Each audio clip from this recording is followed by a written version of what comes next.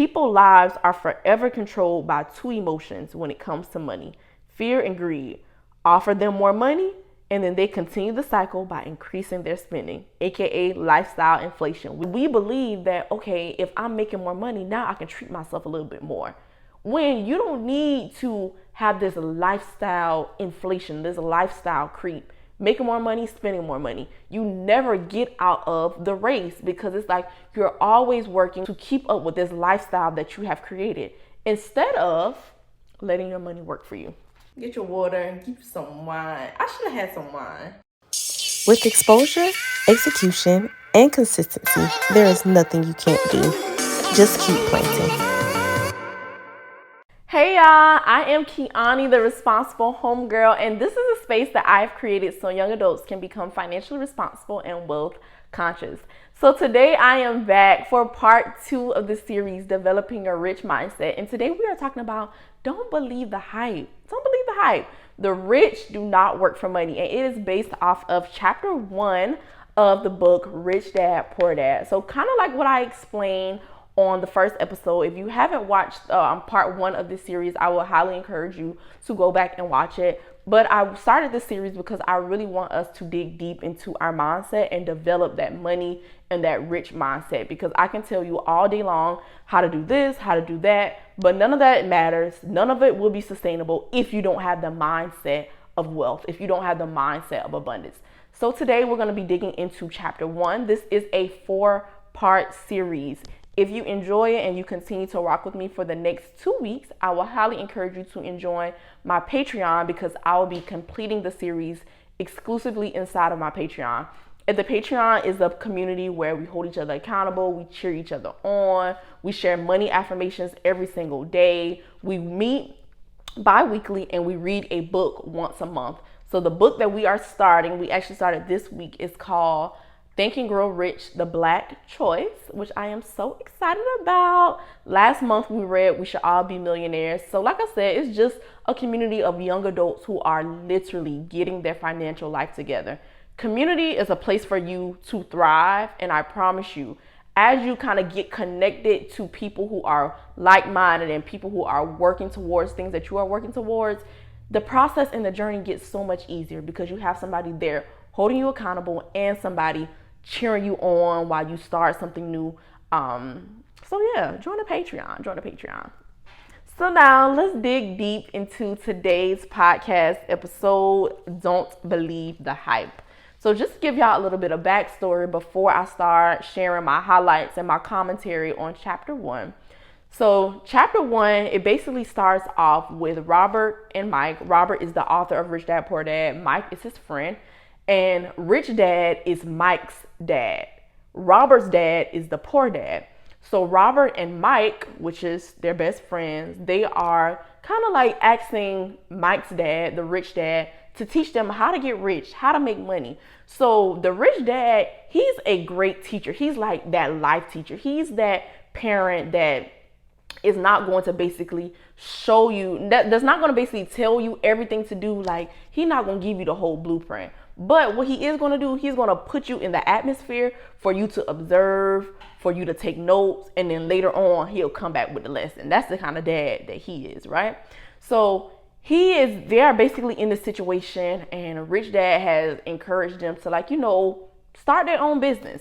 So they finally start their own business, but what they start, honey, is making illegal money. So Rich Dad is like, y'all cannot do this. Like, you literally making illegal money. You will go straight to jail. He ain't told him that, but that's just my black version, my black mama version. Like, what are you doing? You going to jail. So this leads into my first highlight on page 24, where Rich Dad is explaining to them that the most important thing that they did was they actually did something.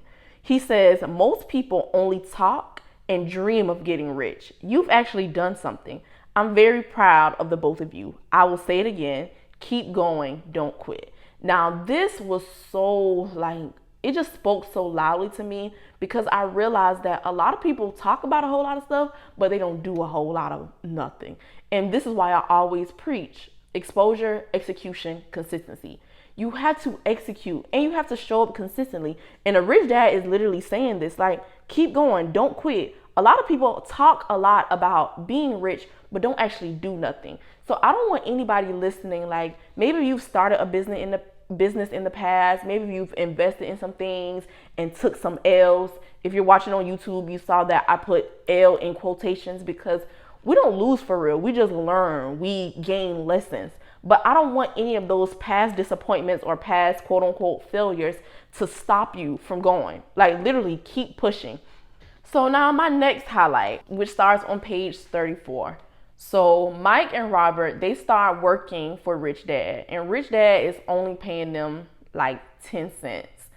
And Robert is getting fed up. He like, I'm doing all this work and I'm not making no money.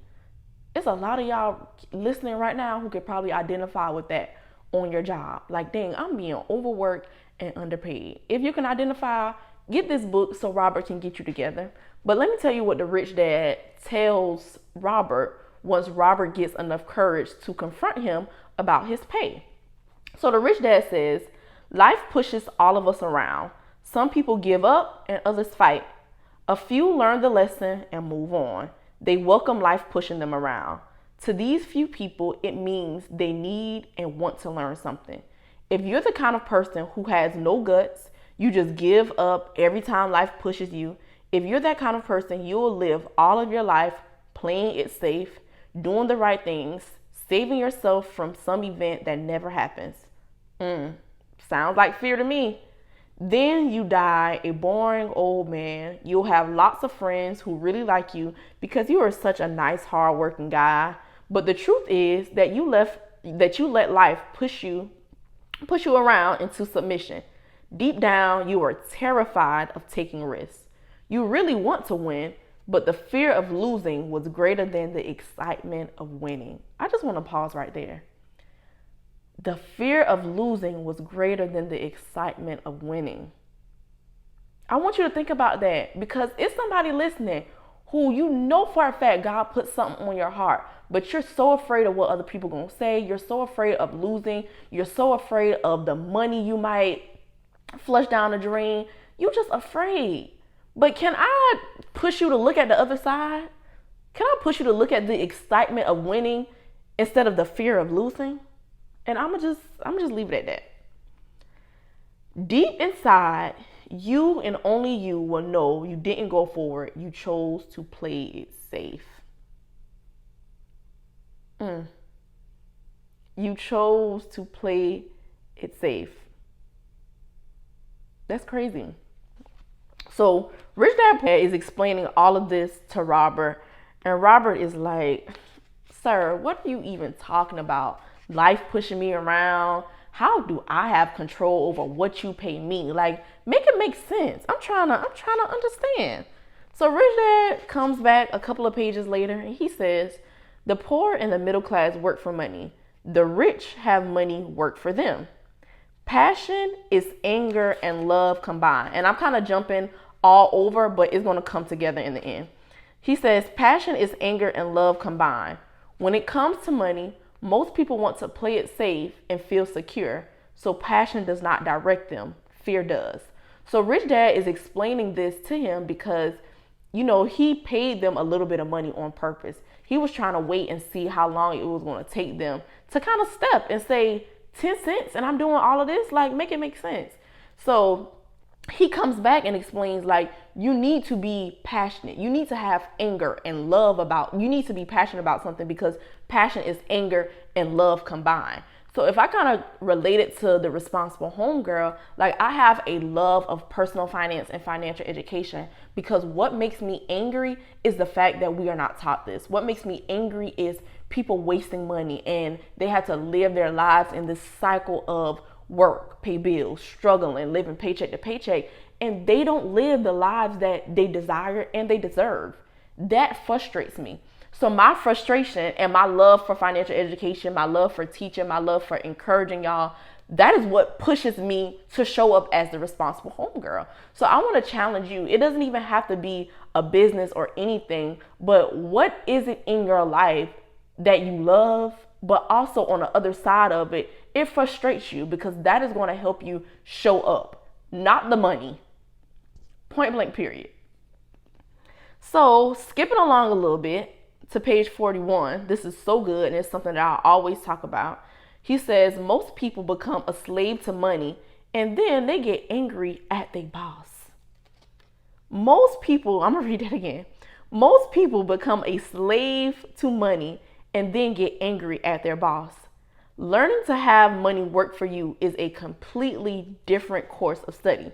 So remember, the name of this chapter is called The Rich Don't Work for Money. So he's kind of building up these foundational steps to help these kids learn, like, yeah, a lot of people, they talk about getting a job, and yes, having a job is important, but I want y'all to think deeper, which is what we're about to get into.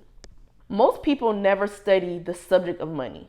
They go to work, they get their paycheck, they balance their checkbooks, that tells you how old this book is, and that's it.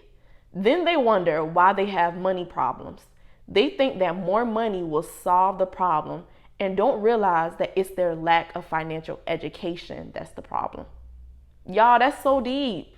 More money will not solve your issues because it's not the issue. Like, money is not the issue, it's the management. And you have management problems because you don't have financial education. You're not financially literate, which is why I have the responsible homegirl. So Rich Dad is explaining right here. There are people who get angry at their bosses. They're only making this little bit of money and they think that, oh, if I only just made some more money, all of my problems will be gone. No, that's not the case. And he's getting his young boys to understand this. I think they were like 9 or 10 years old. He's getting them to understand right now. Like, do not become a slave to money because it's not about what you make. It's about what you keep. It's about the management of the money. It's about financial education. It's about knowing how this stuff works. That is what's going to set you apart. That is what's going to help you plan the financial life, like I said earlier, that you desire and you deserve. So now let's move right along to my last and final points. Oh, no, they're not. They're not my last points, but let's move on. So this is where I talked about, I want to say maybe it was in the first episode, about 2 emotions that really control people when it comes to money. The first emotion is fear, and the second emotion is greed or heavy desire. So Rich Dad is explaining, the fear of being without money motivates us to work hard. And then once we get that paycheck, greed or desire starts us thinking about all the wonderful things money can buy. The pattern then sets. If this ain't Kiani in, like, I would say between 2016 and 2019, my refund checks, all the money that I used to work hard for, I could not wait to get my coin. My check was spent before I even got it, literally. So when I say I identified with this so much, I literally identify with it because we'll work because we don't want to be without. But as soon as we get, the first thing that we're thinking about is what can we buy? What can we do? So he says the pattern is then said. Then Robert is like, what pattern? So he explains the pattern of get up, go to work, pay bills, get up, go to work, pay bills. People's lives are forever controlled by 2 emotions when it comes to money, fear and greed. Offer them more money, and then they continue the cycle by increasing their spending, aka lifestyle inflation. We're going to get into that too. This is what I call the rat race. This is what I call the hype. That's why the name of this episode is Don't Believe the Hype. Because we believe that, okay, if I'm making more money, now I can treat myself a little bit more. When you don't need to have this lifestyle inflation, this lifestyle creep, making more money, spending more money. You never get out of the race because it's like you're always working to keep up with this lifestyle that you have created instead of letting your money work for you. So next highlight. Let me explain the other emotion. So he talked about the fear aspect of it. Now he's about to talk about the greed aspect of it. Some call it greed, but I prefer to call it desire. It's perfectly normal to desire something better, prettier, more fun, or exciting. So people also work for money because of desire. They desire money for the joy they think it can buy, but the joy that money brings is often short-lived, and they soon need more money. They soon need more money for more joy, more pleasure, more comfort, more security. I'm so happy. Y'all, we're about to get into this. So they keep working, thinking money will soothe their souls. that are troubled by fear and desire, but money can't do that. This is probably one of my favorite highlights from chapter 1 because a lot of people love to say money buys happiness. Money can buy you happiness. Like, some people say money can't buy you happiness. Some people actually believe that money can buy you happiness. And I just be like, are y'all crazy? Happiness is internal. Joy is internal. Happiness is internal. Joy is internal.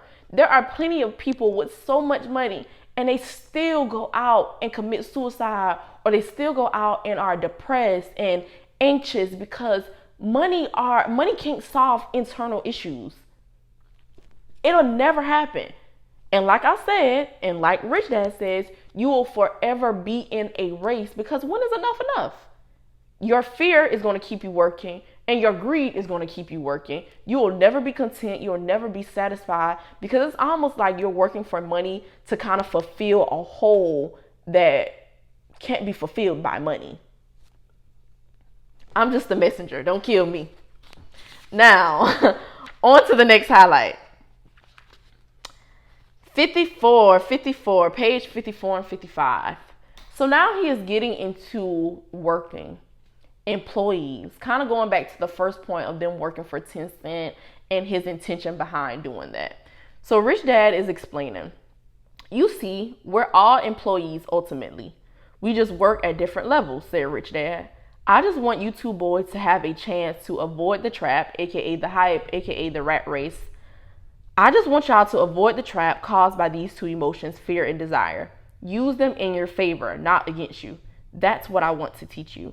I'm not interested in just teaching you how to make a pile of money. He was explaining, like, it's not just about getting rich. That won't handle the fear or the desire. If you don't first handle the fear and desire and you get rich, you'll only be a highly paid slave. Oof. I'm going to read that again because I feel like I was a little choppy. He says, I'm not interested in just teaching you to make a pile of money. That won't handle the fear or the desire. Like I just said, money is not going to solve your internal issues. If you don't first handle the fear and the desire and you get rich, you'll only be a highly paid slave. I don't think I got to say nothing about that. I feel like that speaks for itself. I'm not even going to put my mouth on that because that's loaded. That is so loaded. I want you to think about that. Going along to my next highlight.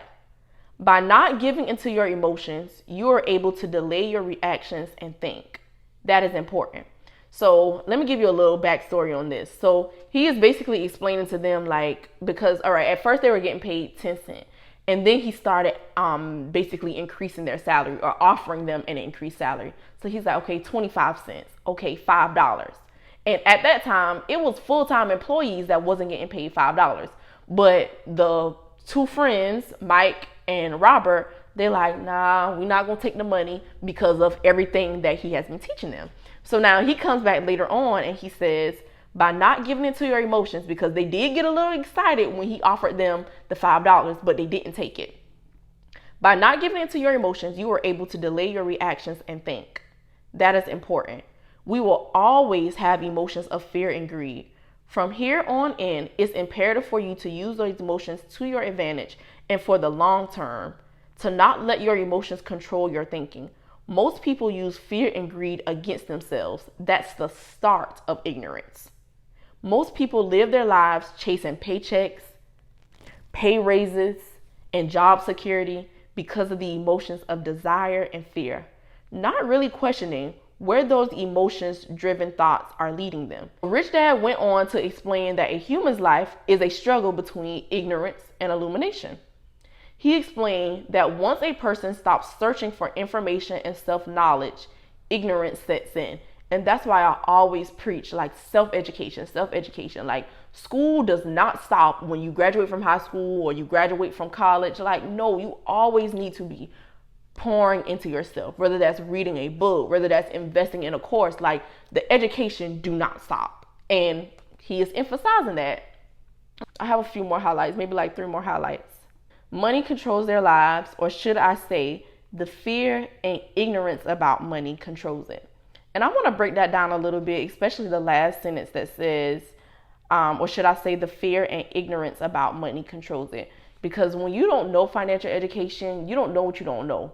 You just try your best to go to your job, work, save your money, and that's really it. You are always in a constant state of working for money and not letting your money work for you.